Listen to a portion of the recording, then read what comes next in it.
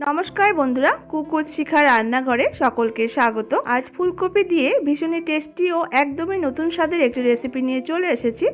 শীত প্রায় শেষ বললেই চলে, আর এই শীতের শেষে ফুলকপি খেতে আমাদের খুব একটা ভালো লাগে না।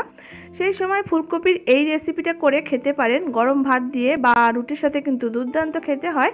তাহলে চলুন দেখে নেওয়া যাক রেসিপিটা। এখানে আমি একটা মাঝারি সাইজের ফুলকপির ফুলগুলোকে ছাড়িয়ে নিয়েছি। এরপর এই ফুলকপির ফুলগুলোকে আমি গ্রেট করে নেব। আমি এরকম একটা ছোট সাইজের গ্রেটার নিয়ে নিলাম। এবার গ্রেটার দিয়ে ফুলকপিগুলোকে গ্রেট করে নেব। আপনাদের কাছে ছোট সাইজের বা বড় সাইজের যে গ্রেটারটা অ্যাভেলেবেল থাকবে, সেই গ্রেটার দিয়ে ফুলগুলোকে গ্রেট করে নিতে হবে। ফুলগুলোকে গ্রেট করে নেওয়ার পর দেখুন, এই ডাঁটিগুলোকে আমি কিন্তু গ্রেট করবো না, এগুলো কিন্তু ফেলে দেব। সমস্ত ফুলকপিটা আমি দেখুন গ্রেট করে নিয়ে নিলাম।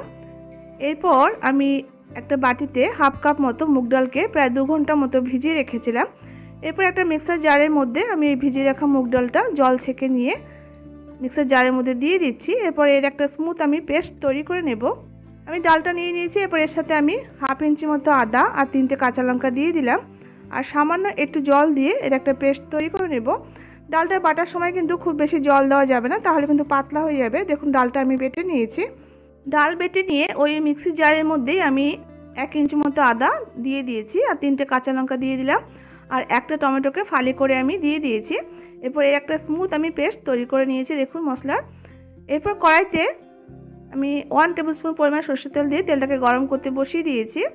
তেলটা গরম হয়ে গেছে। এবার আমি ওই গরম তেলের মধ্যে হাফ টিস্পুন আমি জিরে দিয়ে দিলাম। এবার জিরেটাকে নাড়াচাড়া করে একটু ভেজে নেব।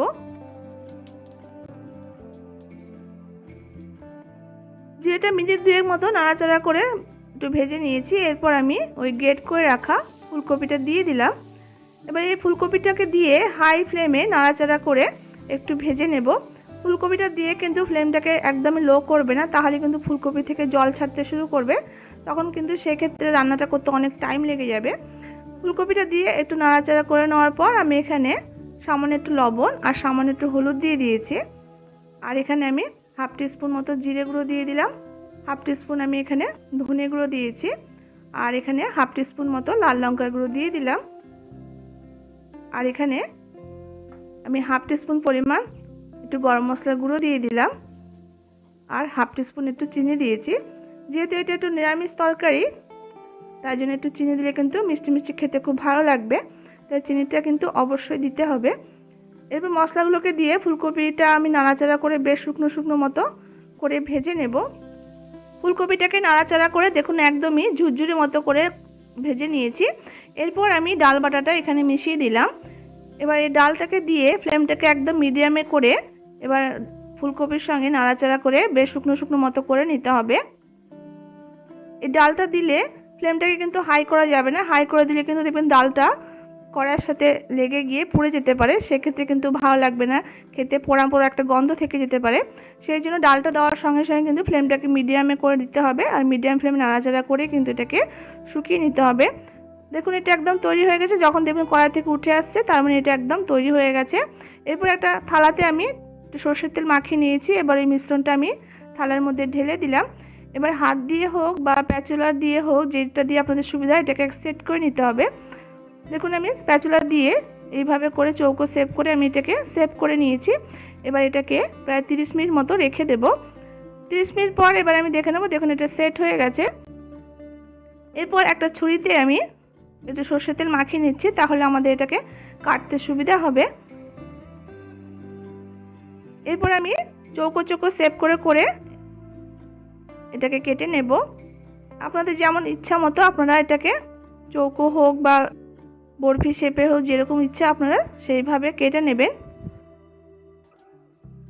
আর দেখুন, আমি ছুরির গায়ে তেলটা মাখিয়ে নিয়েছি বলে কত ইজিলি এটাকে কেটে নেওয়া যাচ্ছে। আর ছুরির গায়ে কিন্তু একদমই চিপকাচ্ছে না, নাহলে কিন্তু কাটার সময় এটা ছুরির গায়ে বারবার করে লেগে যেতে পারে, সেই ক্ষেত্রে কিন্তু কাটতে একটু অসুবিধা হতে পারে। তাই জন্য ছুরির গায়ে একটু তেলটা মাখিয়ে নিলে কিন্তু সুবিধা হবে কাটতে।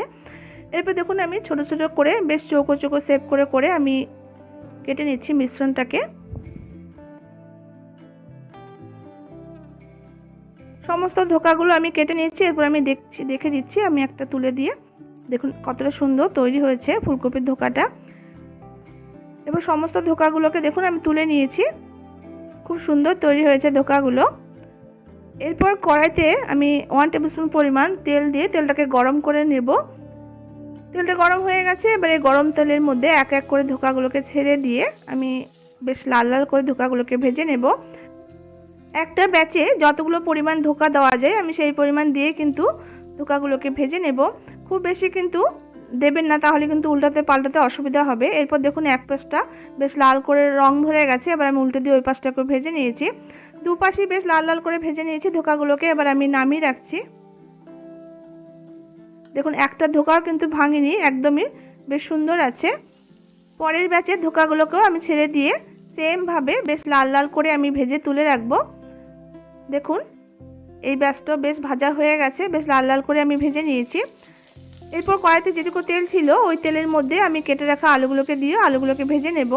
আলুগুলোকে দিয়ে দিয়েছি। এরপর সামান্য একটু লবণ আর এখানে হলুদ দিয়ে দিলাম। এবার লাল লাল করে আলুগুলোকে একটু ভেজে নেব। এখানে আমি 3টে বড় সাইজের আলুকে এইভাবে ডুমো ডুমো করে একটু কেটে নিয়েছি। আলুগুলো দেখুন নাড়াচাড়া করে বেশ করে একটু ভেজে নিয়েছি। এবার আলুগুলোকে নামিয়ে রাখবো। আলুগুলো রান্না করার আগে যদি একটু ভেজে নেওয়া হয় তাহলে কিন্তু খেতে ভালো লাগবে। এরপর কড়াইতে আবার আমি 1 টেবিল স্পুন পরিমাণ সরষের তেল দিয়ে দিলাম। এবার তেলটা গরম হয়ে গেলে গরম তেলের মধ্যে 2টো এলাচ, 1 টুকরো দারুচিনি আর 3 থেকে 4টে লবঙ্গ দিয়ে দিলাম। আর আমি এখানে একটা শুকনো লঙ্কাকে দুভাগ করে দিয়ে দিয়েছি। আর এখানে একটা তেজপাতা দুভাগ করে দিয়ে দিলাম। আর হাফ টিস্পুন মতো জিরে দিয়ে দিয়েছি। এরপর এই ফোড়নগুলোকে নাড়াচাড়া করে একটু ভেজে নেব।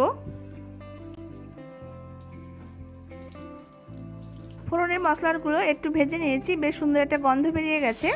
এরপর আমি যে মশলা পেস্টটা তৈরি করে রেখেছিলাম সেই মশলা পেস্টটা ঢেলে দিয়েছি আর সামান্য মিক্সি ধোয়া জল একটু আমি অ্যাড করে দিলাম। এরপর এই মশলাটাকে একটু নাড়াচাড়া করে নেব। মশলাটা মিনিট 2 মতো একটু নাড়াচাড়া করে নিলাম। এরপর একে একে আমি রুটিন যে মশলা হয় সেগুলো আমি অ্যাড করে দেব। প্রথমে আমি হাফ টিস্পুন হলুদের গুঁড়ো দিয়ে দিয়েছি। এরপর আমি 1 টিস্পুন এখানে জিরে গুঁড়ো দিয়ে দিলাম। 1 টিস্পুন ধনে গুঁড়ো দিয়ে দিয়েছি। আর 1 টিস্পুন লাল লঙ্কার গুঁড়ো দিয়ে দিলাম। আর 1 টিস্পুন কাশ্মীরি লঙ্কার গুঁড়ো দিয়েছি, তাহলে বেশ সুন্দর একটা কালার আসবে। আর এখানে টেস্ট হিসাবে লবণটা দিয়ে দিলাম। আর এখানে হাফ টিস্পুন মতো একটু চিনি দিয়েছি, তাহলে কিন্তু ভালো লাগবে। যেহেতু নিরামিষ তরকারি টেস্টটাকে ব্যালেন্স করার জন্য একটু চিনি দিয়েছি, খেতে ভালো লাগবে। এরপর মশলাটাকে নাড়াচাড়া করে বেশ করে একটু কষিয়ে নেব যতক্ষণ না পর্যন্ত মশলা থেকে তেল ছেড়ে আসে। মশলাটা নাড়াচাড়া করে মিনিট 3-4 সময় ধরে বেশ করে একটু কষিয়ে নিয়েছি। দেখুন মশলা থেকে তেল ছাড়তে শুরু করে দিয়েছে। এরপর আমি ভেজে রাখা আলুগুলোকেও দিয়ে দিয়েছি। এবার আলুগুলো দিয়ে সামান্য একটু জল দিয়েছি। যে বাটিতে আমি আলু রেখেছিলাম সেই বাটি ধরে সামান্য একটু জল অ্যাড করলাম। এরপর মশলার সাথে আলুগুলোকে নাড়াচাড়া করে বেশ করে একটু কষিয়ে নেব। মশলার সাথে আলুগুলোকে বেশ করে নাড়াচাড়া কষিয়ে নিয়েছি। এরপর আমি এখানে জল অ্যাড করে দেব। জলের পরিমাণটা একটু বেশি দিতে হবে। আর ধোকাগুলো যেহেতু জল টেনে নেয় যার জন্য জলের পরিমাণটা একটু বেশি দিতে হবে। এরপর জলটা দিয়ে নাড়াচাড়া করে নিলাম একটু। এবার ঝোলটাকে ফুটতে দেব। ঝোলটাকে হাই ফ্লেমে বেশ টকবক করে দেখুন ফুটিয়ে নিয়েছি। এরপর একটা ঢাকা দিয়ে লো ফ্লেমে মিনিট 5-6 সময় ধরে একটু রান্না করে নেব যাতে আলুগুলো সেদ্ধ হয়ে যায়। মিনিট 6 পর ঢাকাটা খুলে নিলাম। এবার দেখে নেব। এবার দেখে নিই আলুটা সেদ্ধ হয়েছে কিনা। দেখুন আলুটা বেশ সুন্দর করে সেদ্ধ হয়ে গেছে। এরপর আমি ফ্লেমটাকে হাই করে দিয়ে এবার ধোকাগুলোকে এক এক করে এই ঝোলের মধ্যে দিয়ে দেব। ধোকাগুলো দিয়ে কিন্তু খুব বেশিক্ষণ সময় ধরে কিন্তু আমি ফোটাবো না। আর ধোকাগুলো দিয়ে কিন্তু আমি ঢাকা দেব না। এই ঢাকা না দেওয়া অবস্থায় কিন্তু হাই ফ্লেমে মিনিট 3-4 সময় ধরে একটু ফুটিয়ে নেব। ধোকাগুলো দিয়ে দিয়েছি। এবার আমি একটু নাড়াচাড়া করে ঝোলের সঙ্গে খুব ভালো করে মিশিয়ে দিলাম। এরপর ফ্লেমটাকে হাই করে দিয়েছি। দেখুন টকবক করে ফুটতে শুরু করেছে। এবার আমি 1 টিস্পুন পরিমাণ গরম মশলার গুঁড়ো ছড়িয়ে দিয়েছি। আর এখানে আমি হাফ টিস্পুন মতো একটু ঘি অ্যাড করে দিয়েছি। আর ঘি আর গরম মশলাটা দিয়ে বেশ করে একটু ফুটিয়ে নেব। ধোকাগুলো দিয়ে কিন্তু খুব বেশিক্ষণ সময় ধরে কিন্তু ফোটানো যাবে না, তাহলে কিন্তু ধোকাগুলো ভেঙে গিয়ে ঝোলের সঙ্গে মিশে যাবে, তখন কিন্তু ভালো লাগবে না খেতে। এরপর আমি এখানে নামানোর আগে সামান্য একটু ধনেপাতা কুচি ছড়িয়ে দিলাম। যদি হাতের কাছে ধনেপাতাটা থাকে তাহলে কিন্তু দেবেন, না হলে না দিলে কিন্তু কোনো ব্যাপার না। এরপর ধনেপাতাটা দিয়ে একটু নাড়াচাড়া করে এটাকে নামিয়ে নেব। আর এরকম ঝোল ঝোল মতো করে নিয়ে কিন্তু নামাতে হবে। ধোকাগুলো এমনিতে কিন্তু ঠান্ডা হয়ে গেলে ঝোল টেনে নেবে। রান্নাটা আমার হয়ে গেছে, এবার আমি ঢাকা দিয়ে 5 মিনিট মতো রেখে দিলাম। এবার আমি 5 মিনিট পর আপনাদের দেখিয়ে দিচ্ছি। দেখুন দেখতে কতটা লোভনীয় হয়েছে, খেতেও কিন্তু ততটাই টেস্টি হয়েছিল। বাড়িতে মাছ মাংস ডিম না থাকলে এইভাবে ফুলকপি দিয়ে এই রেসিপিটা করে নিতে পারেন, দেখবেন বাড়ির সবাই বাহ বাহ করে খেয়ে নেবে আর আপনিও চিন্তামুক্ত হবেন। আর ফুলকপি দিয়ে নতুন ধরনের একটা রেসিপিও খাওয়া হবে, বেশ ভালো খেতে লাগবে। আশা করছি রেসিপিটি আপনাদের কাছে খুব ভালো লেগেছে। ভালো লাগলে অবশ্যই একটা লাইক করবেন আর আত্মীয়স্বজন বন্ধুবান্ধবের সাথে রেসিপিটি শেয়ার করার অনুরোধ রইল।